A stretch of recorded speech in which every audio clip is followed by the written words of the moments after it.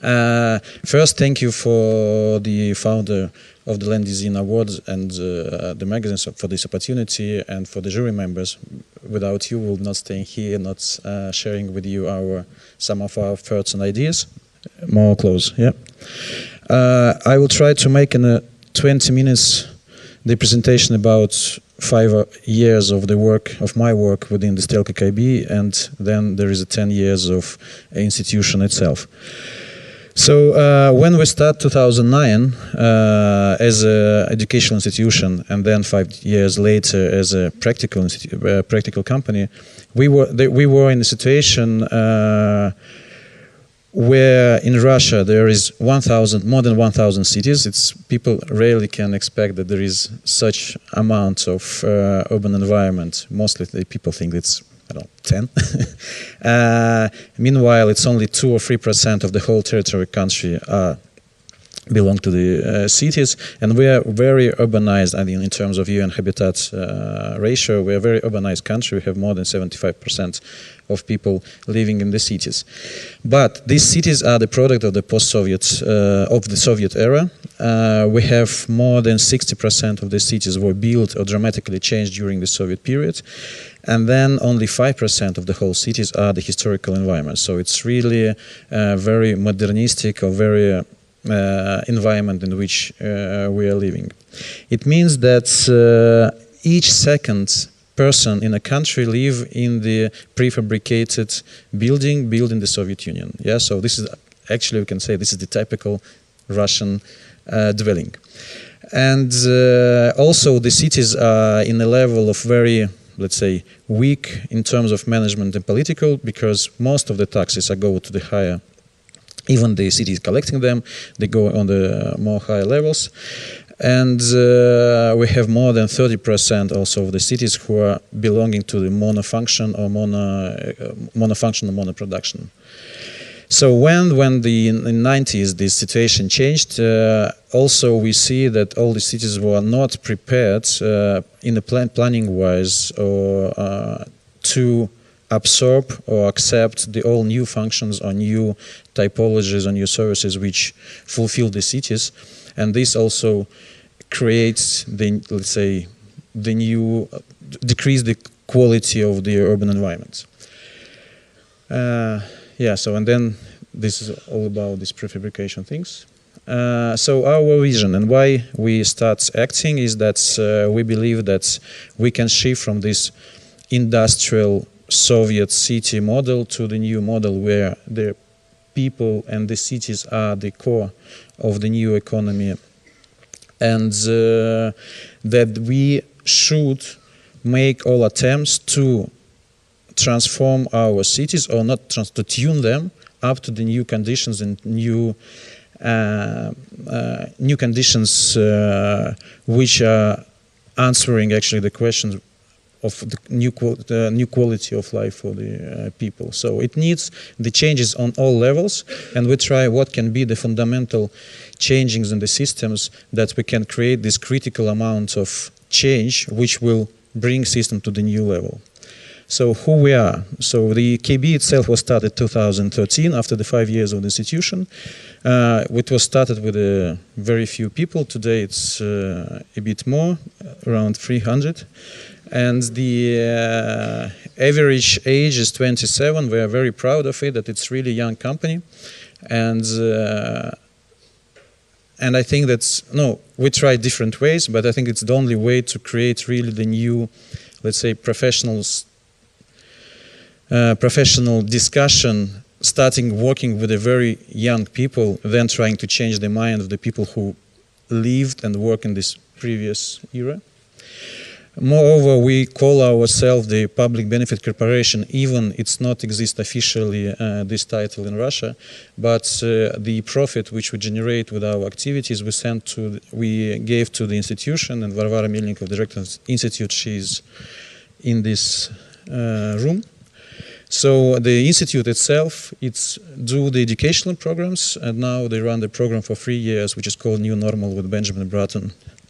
They do the open cultural events for the public lectures and press. And I think it's the only one, for me, it's the only one really critical and advanced institution in urban education, the education about the cities. We call ourselves urban service company, and more than 50 cities of Russia are engaged in our activities on different levels, I don't know, on the city strategies or regeneration of the public spaces. So it's all kind of the activities, yeah, and the logos of them are very beautiful. I think we're also the only one who tried to collect all them on the one slide. We do in all fields, so starting with the culture, with sport activities, so all social infrastructure, education, housing, sports, and public realm. And even we work a lot with the projects. We have the centers of expertise inside the team, inside the company, which work from urban economists till the digital anthropologists who try to understand how the social networks and the real fabric of the city works together. And the process. So how we work. We have more than 3,000 experts worldwide. We run international and regional competitions within Russia and then help the winners to realize the projects. And for these 4 years or 5 years, more than 300 projects completed. For example, the project of My Street, or big transformation of public spaces in Moscow, we invite more than 200 architects, and 50 of them was international, to work with us together on this project. And I just showed to, yeah, first this.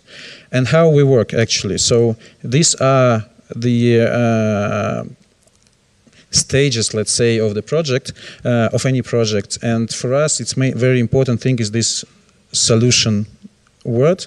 So we pretend not to design the solution which is created or made, but to be part of the solution. Yeah, and all our work is to focus on these first two forms, strategy and brief. And we think that on these stages are most important to invite professionals to prepare the solution, then also by politicians or by those who made the solutions, then to work with the current state and try to change it. So we work mostly as initiators on these two stages, and then we supervise and help projects to be realized. So how it's done on these two stages? So we develop kind of the model for the cities, which has three main parts: is the people, places, and processes, and they are the parts of the briefs which we develop, and then we invite architects to create the prototypes on the base of these briefs. So why? Because specifically in our conditions, just to take the official regulation of the state, you'll be not able to make a new school or new park. This will be the product of the very Soviet 60s or 70s, and we develop or rethink the whole model of this development and then invite architects to work with us.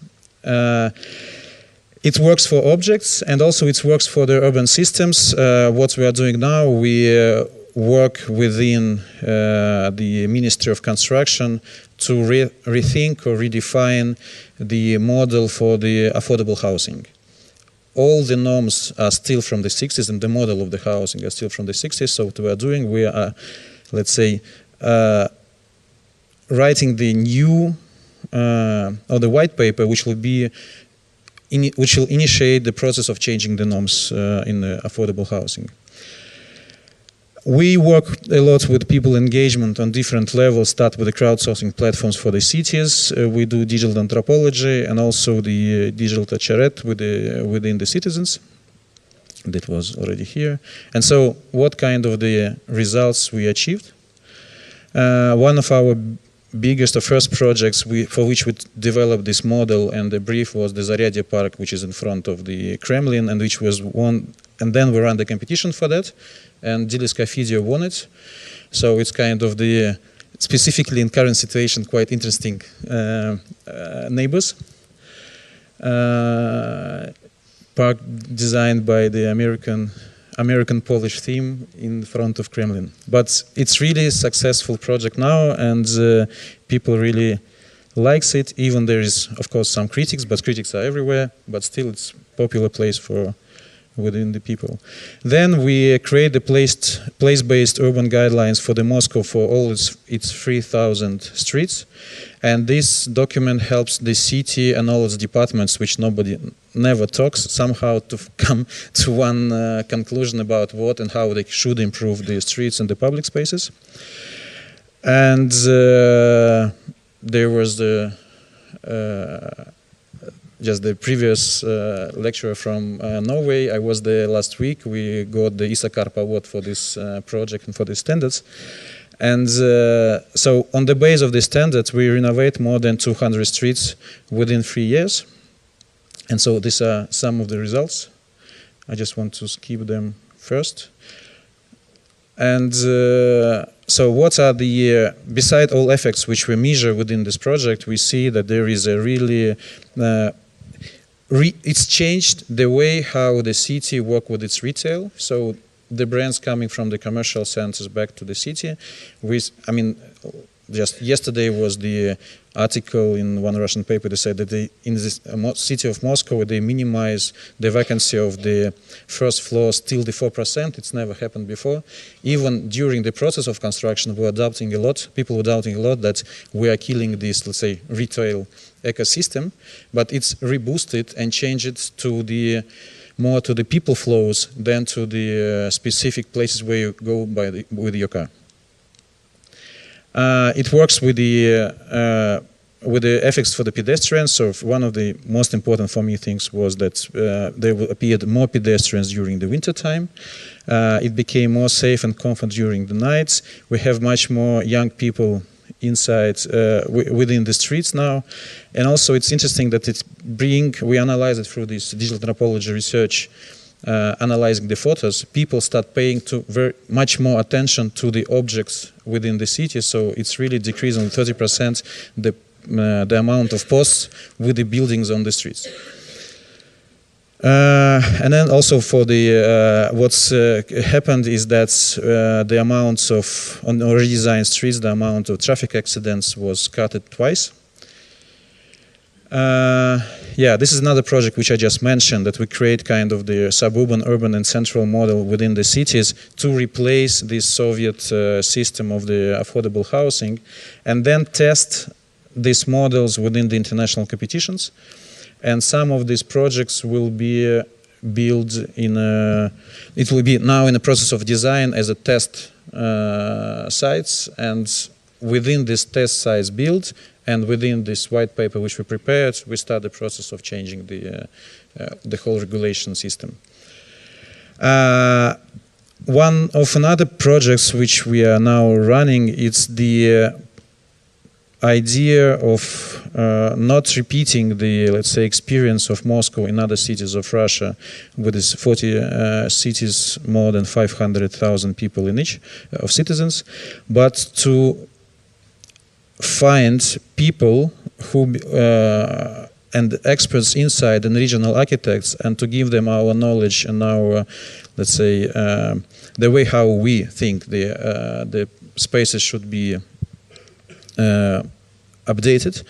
So we give them our techniques and find these teams, and then help them to realize projects in these cities. So it's mainly talk about the main public squares, about this one main streets or main city park, to let's say, update it in a new way.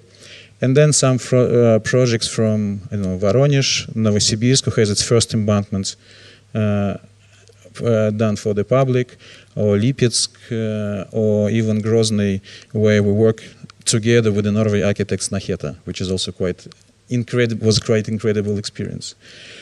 So, and then what we do, we bring these international architects and the local regional teams to work together under the projects to help them do their projects better and try to learn through the process.